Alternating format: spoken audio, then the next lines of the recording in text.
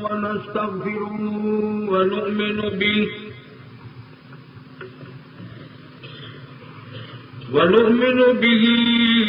ونتوكل عليه ونعوذ بالله من شرور أنفسنا ومن سيئات أعمالنا من يهده الله فلا مضل له ومن يضلله فلا هادي له ونشهد أن لا إله إلا الله وحده لا شريك له ونشهد أن سيدنا وسندنا ونبينا وشفيعنا وهادينا ومرشدنا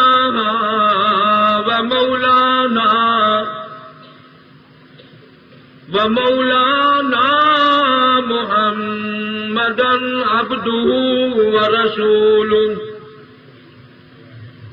أرسله بالحق بشيرا ونذيرا صلى الله تعالى عليه وعلى آله وأصحابه وأزواجه وذرياته وبارك وسلم تسليما كثيرا أما بعد فأعوذ بالله السميع العليم من الشيطان الرجيم بسم الله الرحمن الرحيم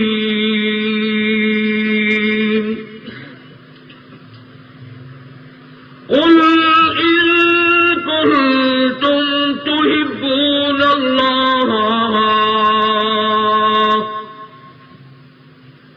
فاتبعوني يحببكم الله ويغفر لكم ذنوبكم والله غفور رحيم قل أطيعوا الله والرسول فإن تولوا فإن الله لا يحب الكافرين وقال النبي صلى الله تعالى عليه وسلم أرحم أمتي بأمتي أبو بكر وأشدهم في أمر الله عمر وأصدقهم حياء عثمان وأقضاهم مالك صدق الله مولانا العلي العظيم وصدق رسوله النبي الكريم ونحن على ذلك لمن الشاهدين والشاكرين والحمد لله رب العالمين. درود پاک. اللهم صل على محمد وعلى آل محمد كما صليت على إبراهيم وعلى آل إبراهيم إنك حميد مجيد. اللهم بارك على محمد وعلى آل محمد كما باركت على إبراهيم وعلى آل إبراهيم إنك حميد مجيد. تجھے اے بلبل ناداں نواسوجی ہے گانے کی مگر مجھ کو پڑی ہے فکر تیرے آشیانے کی یہ گلچی باد بہا سیاد سب تیرے کرم فرما لیے بیٹھے ہیں دل میں حسرت تیرے مٹانے کی قفس بھی مقراض بھی بالکل نئے ہوں گے نئی ترکیب ہوگی تجھ کو پھندے میں پھنسانے کی اگر گلشن میں رہنا ہے بدل لے تو بھی ڈھنگ اپنا سماعت پھر نہ ہوگی کسی ہیلے بہانے کی صدر جلسہ حضرات علماء کرام محترم بزرگوں عزیز دوستوں باعث فخر ہے باعث مسرت بات ہے کہ میں اور آپ سب حضرات امام الانبیاء محبوب کبریا حضرت محمد مصطفیٰ صلی اللہ تعالی علیہ وسلم کی تشریف آوری اور آپ کی ولادت کا دن منا رہے ہیں۔ سرکار دو جہاں حضرت محمد کریم صلی اللہ تعالی علیہ وسلم کی سیرت اور صفائی اور آپ کی تعریف کون کر سکتا ہے؟ خدا جن کا شناخواہ ہو ان کی سیرت کو مکمل کون کرے گا؟ تورات میں تعریف، انجیل میں تعریف، زبور میں تعریف، ساری انسانیت تو کیا چاند سورج ستارے ابھی پیدا نہیں، آسمان زمین نہیں، اللہ پاک جل شانہ نے صدر جلسہ بلایا انبیاء علیہ الصلوۃ والسلام کا اور آمنہ کے در یتیم کی سرداری کا عالم ارواح میں اعلان فرمایا۔ وہ ذات مقدس جو عرب کی سرزمین سے ایک بہت بڑا پیغام لے کر، ایک عظیم مشن لے کر، انسانوں کی کامیابی کا طریقہ کار لے کر اس دنیا میں تشریف لائے، وہ ہے اللہ پاک کا قرآن کریم۔ یہ کسی انسان کا کلام نہیں، کسی پارٹی کا کلام نہیں، کسی فرقے کا کلام نہیں، کسی ذات کا کلام نہیں، یہ پروردگار عالم کا کلام ہے جو محمد عربی صلی اللہ علیہ وسلم کی ذات پہ اللہ پاک نے نازل فرمایا۔ آج اس کی صورت تبرک کی نہ بناؤ، یہ لاہ عمل ہے، یہ دستور العمل ہے، یہ دستور زندگی ہے، یہ معاشرت اور مباشرت اور ساری زندگی کے شعبہ جات پہ حاوی ہے۔ خدا کی قسم جن لوگوں نے الف لام میم سے لے کر والناس تک قرآن کو اپنایا تھا، پوری دنیا ان کے سامنے سر جھکا گئی تھی، اور بدقسمتی سے نگاہ نبوت نے جو جماعت تیار کی، حضرات صحابہ کرام رضوان اللہ تعالی علیہ مجمعین کی پوری جماعت، جناب صدیق اکبر رضی اللہ تعالیٰ عنہ سے لے کر بلال حبشی تک 1,29,000 صحابہ کرام کی جماعت، ساری پکی، ساری سچی، ساری حق والی، اس لیے کہ سارے کالی کملی والے کے شاگرد ہیں۔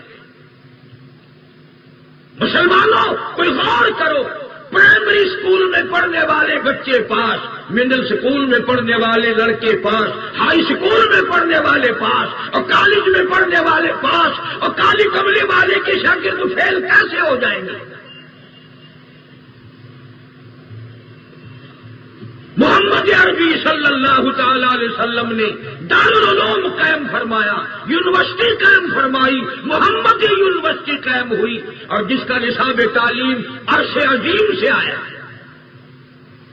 اس کالج کا کیا کہنا، اس دارالعلوم کا کیا کہنا جس کا پرنسپل کالی کملی والا ہو صلی اللہ علیہ وسلم۔ اور طلباء حضرات صحابہ کرام ہیں. اللہ پاک نے فرمایا میرے محبوب اب ان کا امتحان کون لے؟ آپ نے ان کو تیار کر دیا، آپ نے ان کو پڑھا دیا، ان کے دلوں کی صفائی کر دی، ان کے اندر سے شرک و بدعت نکال دیا، کفر و نفاق نکال دیا، توحید کا خزانہ جمع کر دیا، قوت بڑھا دی، جذبہ جہاد بلند کر دیا. اب ان کا امتحان کون لے؟ اگر فرشتوں سے امتحان دلوائے تو میرے محبوب تیری بھی توہین ہے، میری بھی توہین ہے. اس لیے امتحان میں لوں گا. فرمایا اولئک الذین امتحن اللہ، میں خدا نے امتحان لیا، لباس کا نہیں، کھانے پینے کا نہیں. قلوبہم للتقوی، میں نے ان کے دلوں کا امتحان لیا، نیتوں کا امتحان لیا، ارادوں کا امتحان لیا. للتقوی، پرہیزگاری ملی، میرا ڈر ملا، میرا خوف ملا، میرے محبوب کی غلامی ملی. الہی پھر ان کو ڈویژن کون سی دی؟ فرمایا لہم مغفرۃ واجر عظیم، میری رضا ان کے لیے، میری بخشش ان کے لیے، میرا کرم ان کے لیے، میرا لطف ان کے لیے، میری مہربانی ان کے لیے، میری جنت ان کے لیے. اور لوگوں یہ میرے لیے، میں ان کے لیے. قربانیاں کی ہیں صحابہ کرام نے.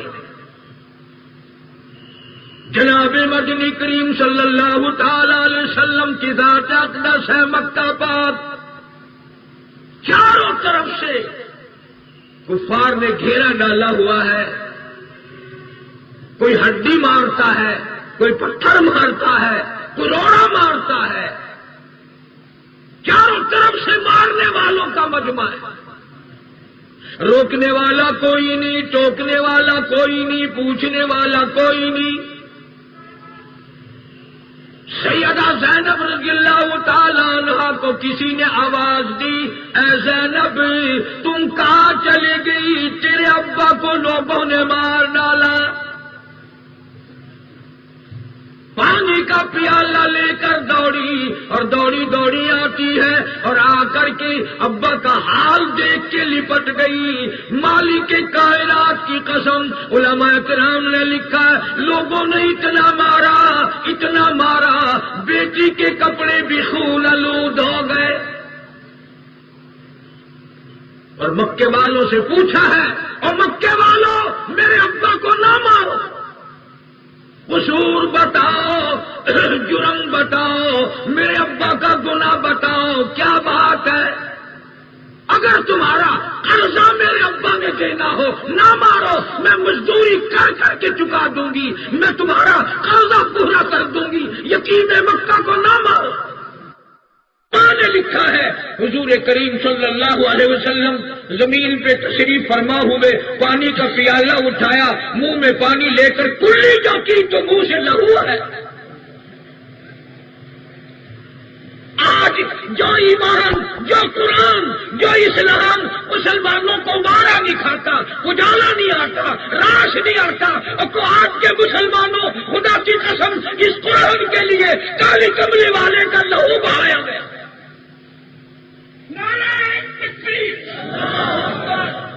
ایک دن کی بات نہیں، 23 برس میں ایک وقت بھی پیٹ بھر کے کھانا نہ کھایا. رات دکھوں میں کٹی، دن دکھوں میں گزرے، رات دن پریشانی پریشانی ہے، 5 دن کا فاقہ کاٹا ہے محمد عربی صلی اللہ علیہ وسلم کی ذات اقدس میں.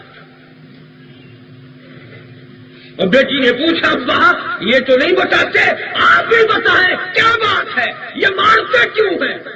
فرمایا لگتے جگر تیرا ابا ان کو دوزخ سے نکال کر جنت کا وارث بنانا چاہتا ہے، اس لیے مار رہے ہیں. ابا پھر چھوڑو ان کو، رہنے دو. فرمایا نہیں، وَأَنذِرْ عَشِيرَتَكَ الْأَقْرَبِينَ، مجھے میرے خدا نے خود حکم دیا ہے، میرے محبوب میرا قرآن سناتا جا، پتھر کھاتا جا، انجام اچھا ہوگا، تیری جماعت کو غالب میں کروں گا۔ بازار سے تشریف لائے ہیں حضور اکرم صلی اللہ علیہ وسلم، اور سیدہ فاطمہ الزہرا خاتون جنت رضی اللہ تعالی عنہا کو آواز دی، لخت جگر جی ابا سامنے آؤ، سامنے آئے، پانی لے آؤ۔ سمجھی میرے ابا کو پیاس لگی ہوگی، پانی جو طلب فرما رہے ہیں یا وضو فرمائیں گے، پانی لے کر حاضر خدمت ہوئی تو سر مبارک جھکا دیا، فرمایا لخت جگر کسی نے میرے سر پہ گندگی پھینک دی، پانی لاؤ دھو ڈالو۔ اندازہ لگاؤ جو قرآن آج مسلمانوں کو وارا دکھاتا، اس قرآن کی وجہ سے اس چہرے پہ لوگوں نے گند پھینکے جس چہرے کی قسم خدا نے قرآن میں کھائی۔ وَالضُّحَىٰ وَاللَّيْلِ إِذَا سَجَىٰ، میرے محبوب تیرے چمکتے چہرے کی قسم، تیری زلفوں کی سیاہی کی قسم، ارے اس چہرے پہ لوگوں نے گند پھینکے اس قرآن کی وجہ سے جس چہرے کے اللہ نے قرآن میں قسمیں کھائی۔ حرم محترم ہے، بیت اللہ شریف ہے، اللہ پاک سب کو زیارت نصیب فرمائے اور سارے دینی مراکز کے اللہ پاک حفاظت فرمائے۔ جناب صدیق اکبر رضی اللہ تعالیٰ عنہ فرماتے ہیں میں نے شور سنا، میں بیت اللہ کی طرف نکلا، حرم محترم کی طرف میں جا نکلا، میں نے دیکھا سارا مکہ مارنے والا، ایک کالی کملی والا مار کھانے والا، کس نے نہیں مارا؟ خود ارشاد فرماتے ہیں سر سے لے کر پیروں تک جسم کا کوئی حصہ ایسا نہیں جہاں سگے چچے کے ہاتھ کا پتھر نہ لگا، چچے نے پتھر نہ مارا، ہمارا کس نے نہیں، اپنوں نے مارا، غیروں نے مارا، عورتوں نے مارا، مردوں نے مارا، اور خدا کی قسم طائف کی بستی کے بچوں کو شہنشاہ کائنات کو مارا۔ آج ہم ساری قربانیوں کو پشے پشت ڈال کر یہودیوں کی سازشوں کے اعلی کار بنتے ہیں، کوئی کدھر کی بات کرتا ہے، کوئی کدھر کی بات کرتا ہے، اور قیامت میں تم کیا منہ جا کر دکھاؤ گے اس کالی کملی والے کو؟ اللہ پاک جل شانہ نے حدیث پاک میں آتا ہے، علماء موجود ہیں، جید علماء شیخ الحدیث دامت برکاتہم تشریف فرما ہے، اللہ پاک نے فرمایا میرے محبوب دو باتوں میں سے ایک بات پسند کرو، تیری آدھی امت کو میں بغیر حساب و کتاب کے جنت میں بھیج دوں گا، جنت عطا کر دوں گا، اور آدھی کا حساب و کتاب لوں گا، یا پھر آپ شفاعت کا جھنڈا لے لیں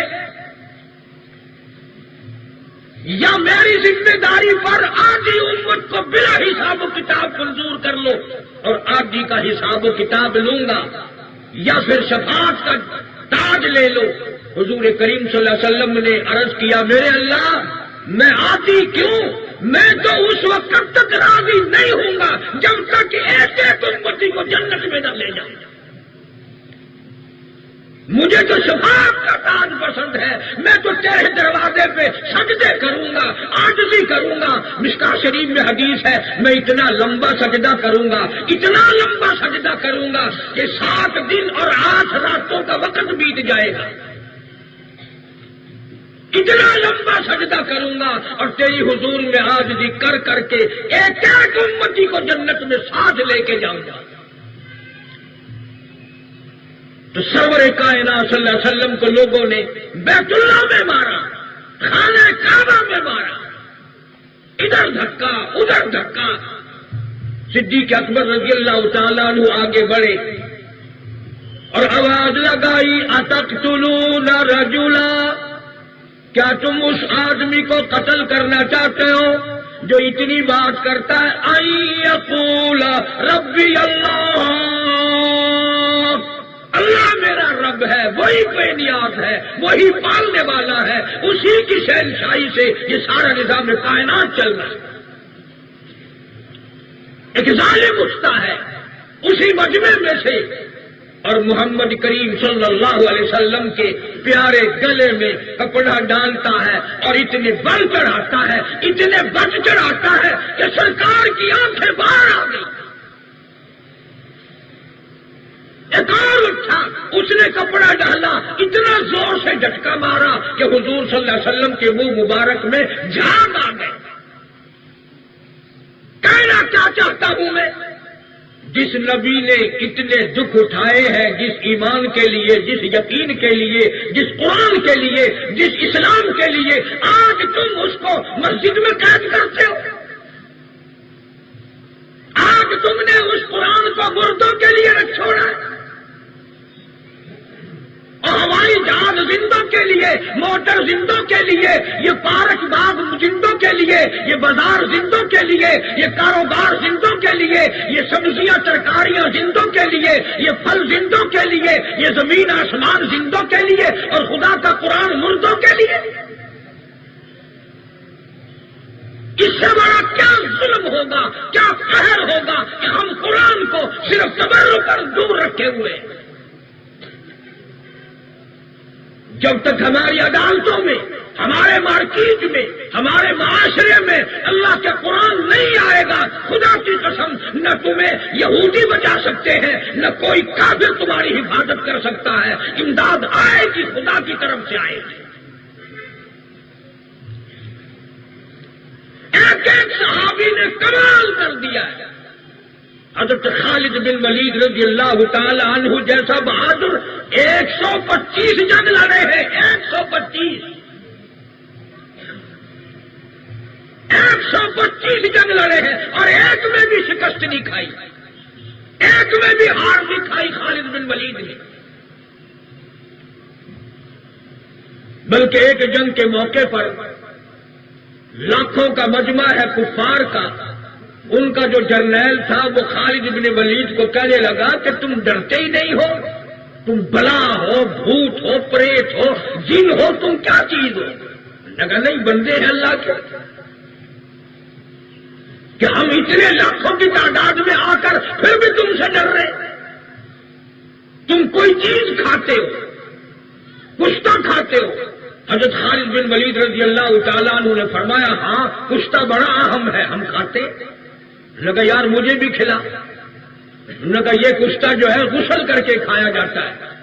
اس کو غسل کرایا، وضو کرایا، فرمایا وہ کشتہ یہ ہے اشہد ان لا الہ الا اللہ واشہد ان محمد رسول اللہ، اقرار کر اللہ کے سوا معبود کوئی نہیں اور کالی کملی والے کے سوا ختم نبوت کا تاج والا کوئی نہیں۔ جب اس نے کلمہ پڑھا تو کہنے لگا صدقت یا خالد، تو نے سچ کہا، جب میں نے یہ کشتہ کھا لیا اب میری رگوں کا خون بدل گیا، میرے ارادے بدل گئے، میرے عزائم بدل گئے، میرا پروگرام بدل گیا۔ میں اب اس کلمہ حق کو غالب کرنے کے لیے اپنی فوج کے ساتھ جا کر ٹکراتا۔ انہوں نے کہا ابھی تو تم نیا رنگ روٹ ہے، کو ہاتھ جائے گا، کچھ پاس کرے گا، کچھ سیکھے گا، بعد میں جائیو نا، مدینے پاک میں جا قرآن سیکھ، نماز سیکھ۔ وہ کہنے لگا تم نے یہ کشتہ بہت پرانا کھا رکھا ہے، تم نے اس کی طاقت کو پچایا ہوا ہے، میں نہیں پچا سکتا۔ تلوار اٹھائی اور اپنی فوج کے سامنے جا کر کہتا ہے اللہ اکبر، آؤ مقابلہ کرو، محمد کا غلام آ گیا ہے۔ اپنی فوج سے مقابلہ کرتے کرتے دنیا سے رخصت ہو گیا۔ علماء لکھتے ہیں نہ ایک نماز پڑھی، نہ زکات دی، نہ روزہ رکھا، ابھی کلمہ پڑھا تھا اور ابھی جنت میں داخل ہو گیا۔ جن لوگوں نے کابل سے لے کر طرابلس تک کے تمہیں علاقے فتح کر کے دیے، افریقہ اور بر اعظم ایشیا تمہیں لے کے دیا، ان کی چغلی کرتے ہو؟ ان کا گلا کر کے تم کیسے کامیاب ہو سکتے ہو؟ جناب ابو بکر صدیق رضی اللہ تعالی عنہ کی وہ ذات ہے جس نے مال بھی، آل بھی، جان بھی، سب کچھ قربان کر دیا۔ مدینے پاک میں مسجد نبوی میں دھوپ کا وقت ہے، جناب صدیق اکبر رضی اللہ تعالی عنہ بیٹھے، فاروق اعظم تشریف لائے، پوچھا ہے صدیق کیسے بیٹھے؟ کہا 2 دن کے فاقے نے تنگ کر دیا، مسجد میں آ بیٹھا ہوں۔ پھر فاروق اعظم فرماتے ہیں میرا بھی 3 دن کا فاقہ ہے۔ جناب محمد عربی صلی اللہ علیہ وسلم تشریف لائے، آپ نے فرمایا تم یہاں کیسے بیٹھے؟ انہوں نے کہا کہ جی بھوک نے تنگ کیا، کھانے پینے کے لیے ہے نہیں۔ آپ کی آنکھوں میں آنسو آ گئے اور فرمایا میرا آج 5 دن کا فاقہ ہے، 5 دن کا فاقہ ہے میرا۔ تینوں حضرات اکٹھے ہو کر حضرت ابو ایوب انصاری رضی اللہ تعالیٰ عنہ کے مکان پہ پہنچے۔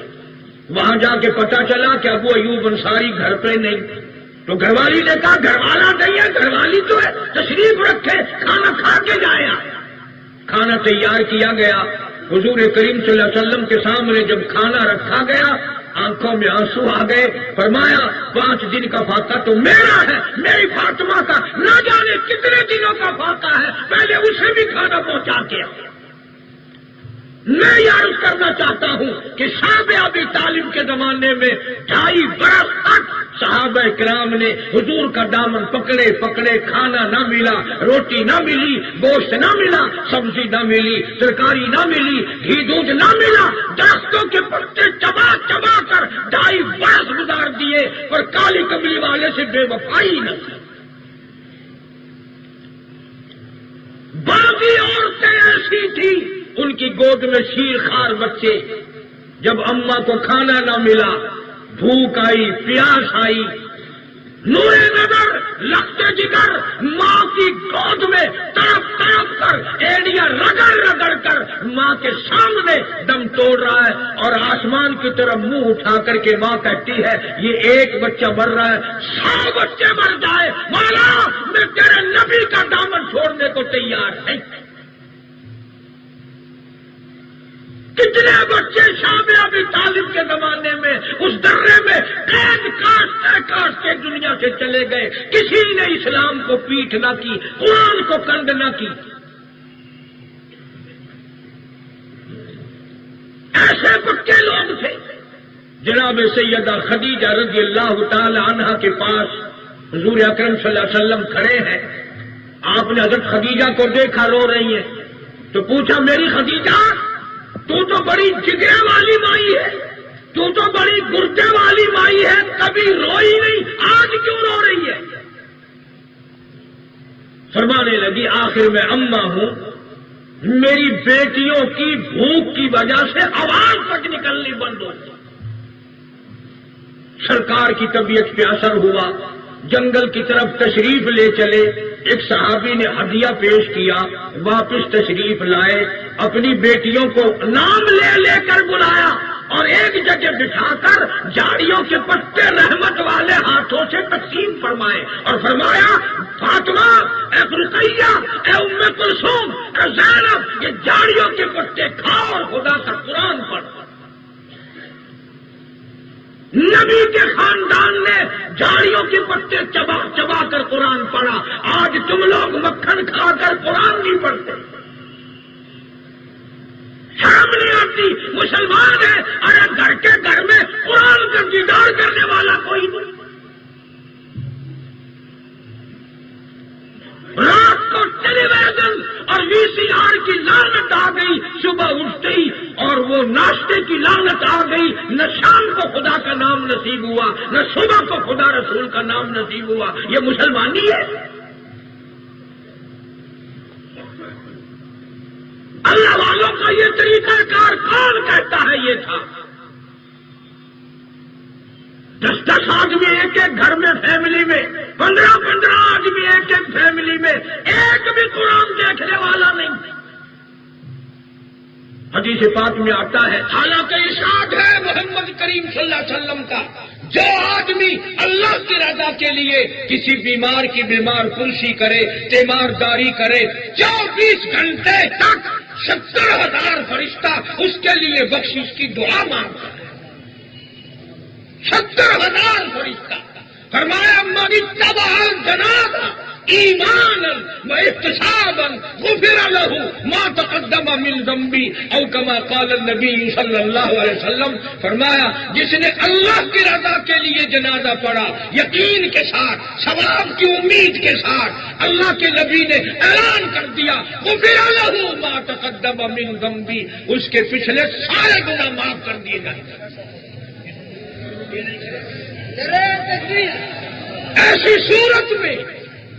ایسی صورت میں مسلمان کیسے کامیاب ہوگا؟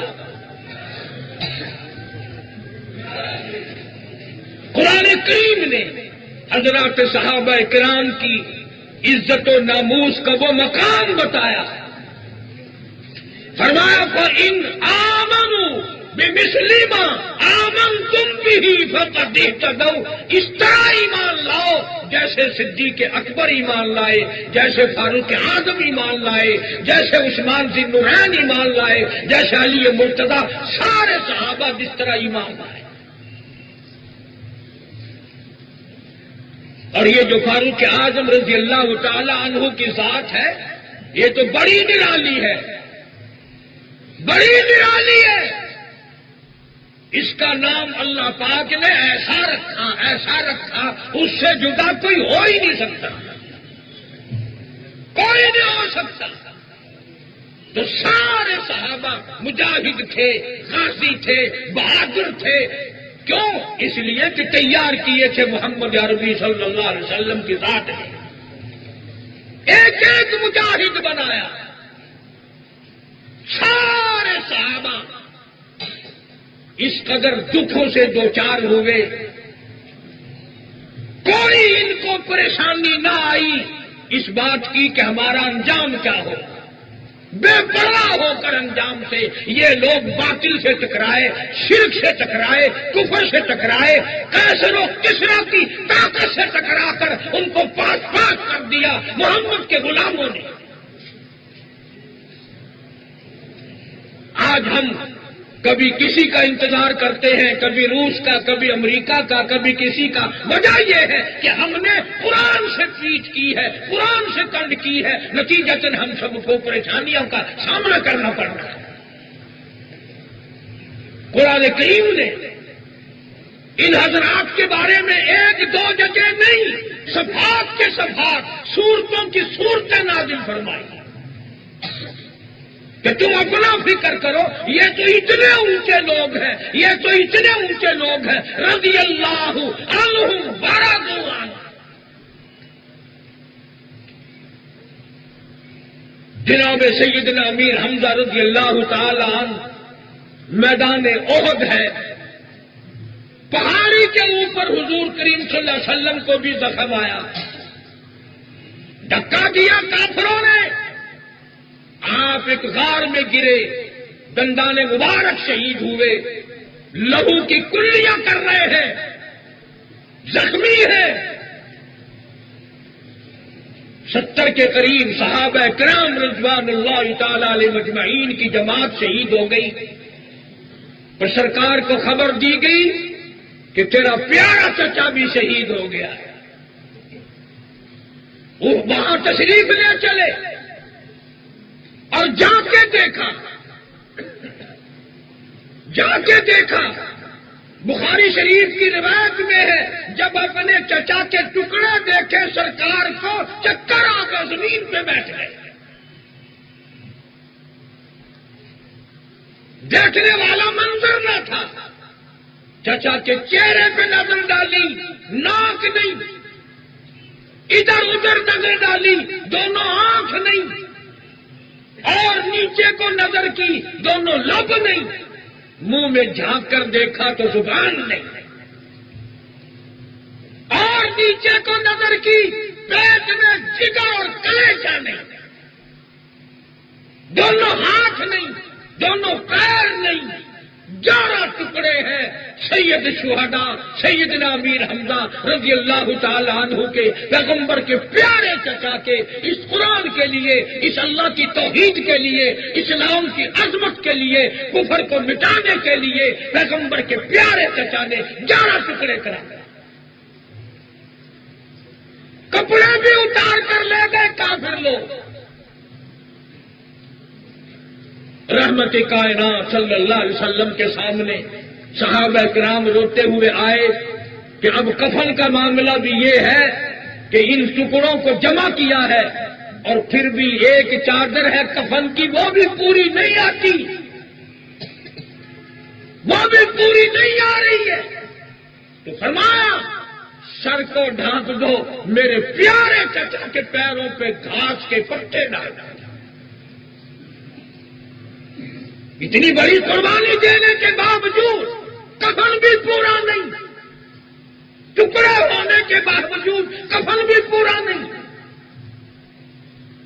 اور یوں گھاس کے پتے پیروں پہ ڈال کر پیغمبر کے پیارے چچا کو دفن کر دیا گیا. آج جب مدینے کے لوگ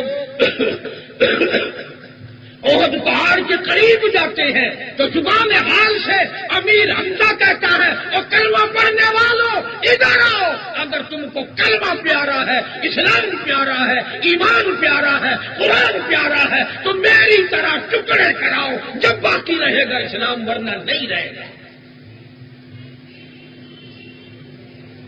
انگریزی برتنوں میں کھانا کھانا، انگریز کے لباس کو اتنا پیار کرتے ہیں لوگ. آج دیندار طبقہ بگڑ گیا، دیندار.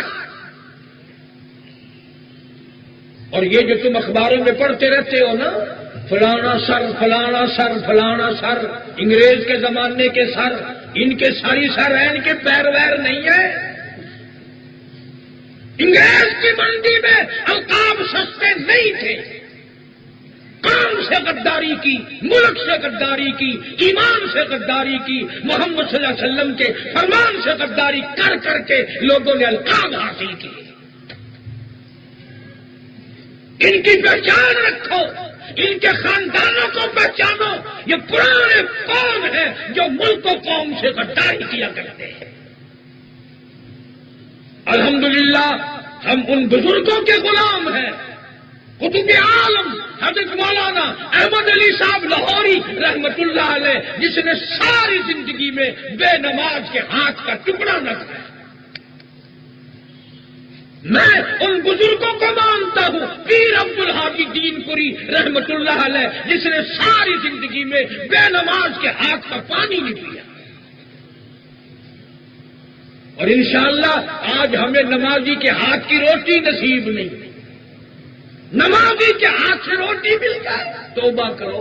بڑا مسئلہ کیسے ملے، کہاں سے ملے، کیوں کر ملے، ہم نے وہ حالات ہی پیدا نہیں کیے. محمد عربی صلی اللہ علیہ وسلم کی پوری جماعت نے اس قدر جانفشانی اور اس قدر محنت کی ہے اس قرآن کے لیے، اس ایمان کے لیے. کتابیں بھری پڑی ہے، حدیثوں کی کتابوں کا مطالعہ کرو، قرآن کریم کی تفاسیر کو دیکھو کہ محمد صلی اللہ علیہ وسلم کے غلاموں نے کس قدر ادھر ادھر کوئی جگہ نہ چھوڑی. مدینہ پاک میں خبر ملی کہ شام کی طرف جانے والا، شام کی طرف جانے والا راستہ جو ہے اس میں شیر بیٹھا ہے اور راستہ روک رکھا ہے. عبداللہ بن عمر رضی اللہ تعالی عنہ نہ تلوار لی، نہ تیر لیے، نہ کوئی ہتھیار لیا، نہ لاٹھی، نہ سوٹا، نہ ڈانگ، کچھ بھی نہیں. گئے اور جا کر کے شیر کا یوں کان پکڑ کے مروڑ کے فرمایا، تجھے شرم نہیں آتی؟ تو کالی کملی والے کے امت کے لوگوں کا راستہ روک کے بیٹھا ہے. تاریخ شاہد ہے، شیر دم ہلاتا ہوا جنگل کو نکل گیا اور جنگل کا جانور شرما گیا. تم کب شرماؤ گے؟ صحابی ہے حضور اکرم صلی اللہ علیہ وسلم کا، قیادت کر رہا ہے لشکر کی، صحابہ کرام کا لشکر ہے. دریائے دجلہ پار کرنا ہے، پانی ہے، طغیانی ہے، سیلاب ہے، کیسے پار جائیں؟ حضرت سعد بن وقاص رضی اللہ تعالی عنہ نے دریا کے کنارے پہ کھڑے ہو کر آواز لگا دی، او دریا، ہم غلام ہیں محمد عربی صلی اللہ علیہ وسلم کے اور دریا پار کرنا چاہتے ہیں، ہمیں راستہ چاہیے. تاریخ شاہد ہے دریا نے محمد کے غلاموں کو سڑکیں بنا کر پیش کر دی. اور جب پار نکل گئے تو ایک بوڑھے صحابی کو حضرت سعد نے دیکھا رو رہا ہے. پوچھا کیوں؟ نے کہا ایک لکڑی کا پیالہ سرکار مدینہ صلی اللہ علیہ وسلم نے مجھے عطا فرمایا تھا ہدیہ، دریا میں سے گزرتے گزرتے وہ دریا میں گر گیا. مجھے دکھ ہے اس بات کا، میں مر جاتا مجھے غم نہ تھا، اور زندگی میں حضور کا ہدیہ چھن گیا. حضرت سعد نے یہ نہیں فرمایا صبر کر کوئی گل نہیں، تیرے مقدرہ میں ان دنوں کا استعمال ہے ان خیر ہے. نہیں، بلکہ دریا کو آواز دی، یا ایھا البحر، اور دریا ہم غلام ہیں محمد عربی صلی اللہ علیہ وسلم کے، اور اس کا پیالہ تیرے اندر چلا گیا، میں تجھے حکم دیتا ہوں پیالہ واپس کر. ابن حشام لکھتا ہے دریا میں چھال آئی اور پیالہ صحابی کے پیروں میں آ کے پڑا. یہی جماعت آگے افریقہ میں پہنچی، شام ہوئی، قیام کرنا چاہتی ہے، ٹھہرنا چاہتی ہے. پتہ چلا یہاں شیر بڑے ہیں، یہاں چیتے بڑے ہیں، یہاں بھگیاڑ بڑے ہیں، ہاتھیوں کی بڑی کثرت ہے، کھا جائیں گے.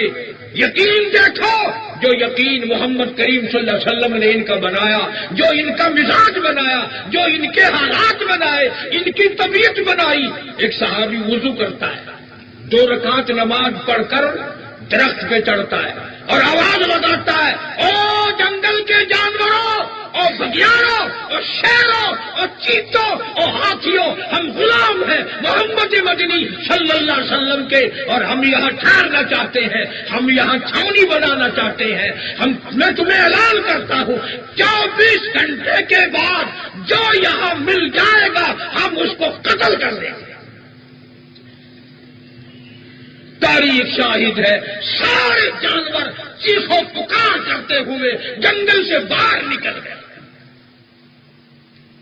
جانور شرماتے ہیں، چیتے شرماتے ہیں، اور ہاتھی شرماتے ہیں. تمہیں شرم نہیں آتی محمد صلی اللہ علیہ وسلم کے غلاموں کا گلہ کرتے ہوئے؟ ان کو آفرین کہو، ان کو مرحبا کہو. اس لیے مدینہ پاک میں یہی تاریخ تھی.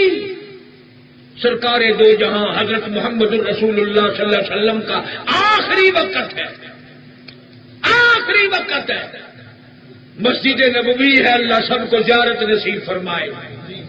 تشریف لے آئے، فرمایا لوگوں جس کا میں نے قرضہ دینا ہو وہ اپنا قرضہ وصول کر لے، جس کو میں نے مار دیا وہ اپنا بدلہ لے لے، کل قیامت میں شرمندہ نہ کرے.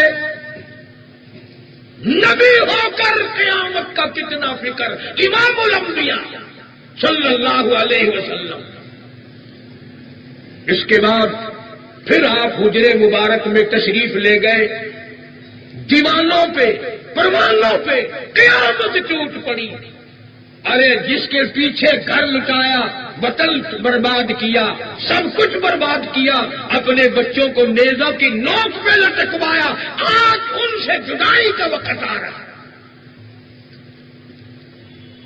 12 ربیع الاول آج کا دن صحابہ کرام سے کالی کملی والے کی جدائی کا وقت ہے. غمناک ہے سارا مدینہ. آخری وقت بالکل قریب آیا. فرمایا میری عائشہ ٹھنڈے پانی کا پیالہ لا. سمجھی پیاس لگی ہوگی، پانی پیئیں گے. پانی لے کر حاضر خدمت ہو گئی، رکھ دیا. رحمت والا ہاتھ پانی کے پیالے میں بھگو بھگو کر چہرے انور پہ چھینٹے مارنے لگے. سیدہ فاطمہ الزہرا رضی اللہ تعالیٰ عنہا بھی موجود ہے، جناب عائشہ صدیقہ رضی اللہ تعالیٰ عنہا بھی موجود ہے. پریشان ہو گئی، میرے محبوب کیا بنی؟ فرمایا میری عائشہ تو نہیں جانتی موت کتنی گھبراہٹ والی شے ہے. اما عائشہ صدیقہ رضی اللہ تعالیٰ عنہ فرماتی ہے جب چہرے پہ پسینے آئے، سارے جسم اقدس کو جب پسینہ آیا، میں دیکھ رہی تھی مجھے اپنی موت میں آسانی کی کوئی تمنا نہ رہی، کوئی تمنا نہ رہی۔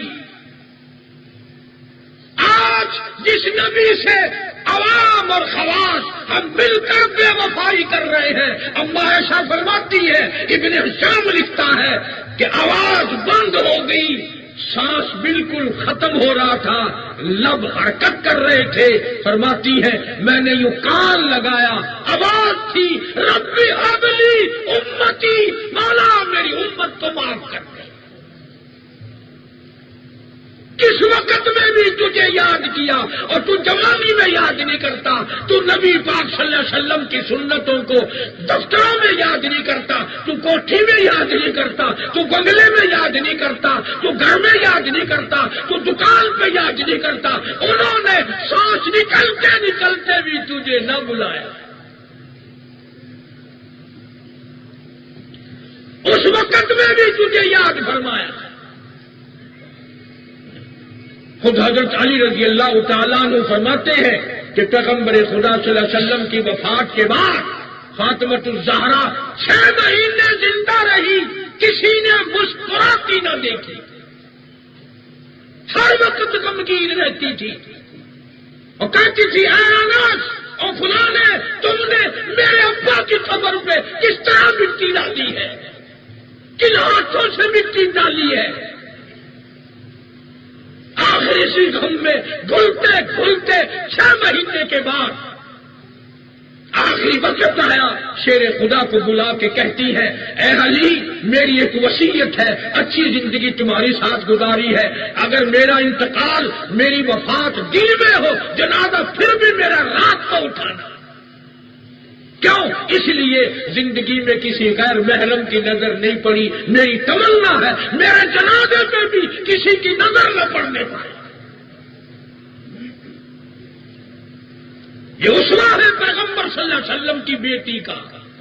ایک دن سرکار تشریف لے آئے خاتون جنت کے گھر پہ، نماز پڑھنے کے لیے کھڑی ہوئی، دھڑام سے گر پڑی۔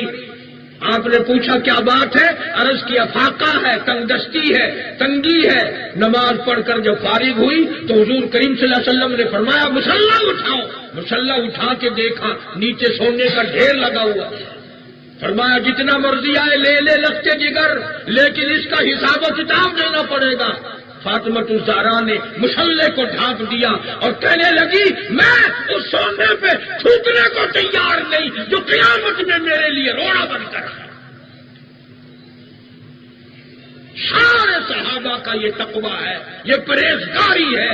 عثمان ذی النورین فاروق اعظم رضی اللہ تعالی عنہ کو کسی نے دیکھا رو رہے ہیں، زمین پہ کروٹیں بدل رہی ہیں۔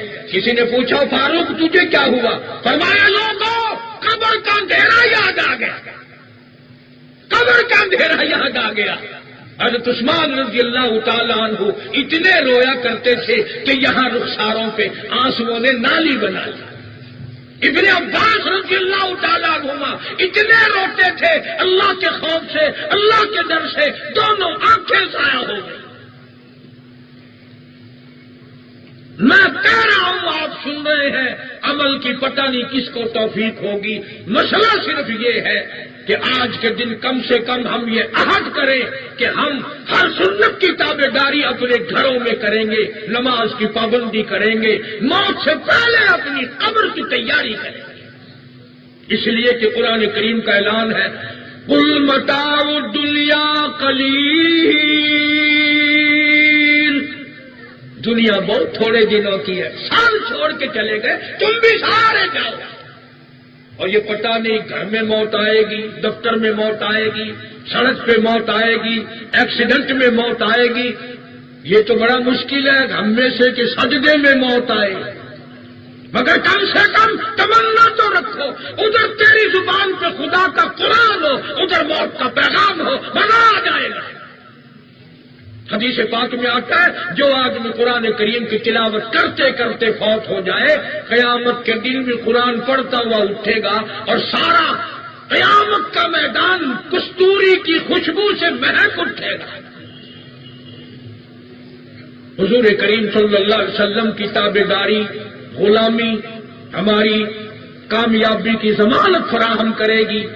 آخر میں ایک مختصر سی حدیث پاک سن لو، حضور کریم صلی اللہ علیہ وسلم نے فرمایا دو چیزوں کی ضمانت تم دو، ایک چیز کی ضمانت تم کو میں دوں گا، زبان کی ضمانت دو، اس کو غلط نہیں چلاؤ گے، جھوٹ نہیں بولو گے، کسی کو بےہودہ گالی نہیں دو گے، چغلی غیبت نہیں کرو گے، اپنی نفسانی خواہشات کی ضمانت دو، اللہ اور اس کے رسول کے حکم کے خلاف استعمال نہ کرو گے۔ فرمایا میں محمد عربی صلی اللہ علیہ وسلم تمہارے لیے جنت الفردوس کا ضامن بن جاتا، تمہارا میں ضامن ہوں۔ اس لیے میں بیمار بھی، پراچا صاحب کا مجھے رائمن میں حکم ملا، ملاقات ہوئی، حاضر ہوا، رات میں کچھ بیان ہو گیا تھا، اللہ تعالیٰ عمل کی توفیق عطا فرمائے۔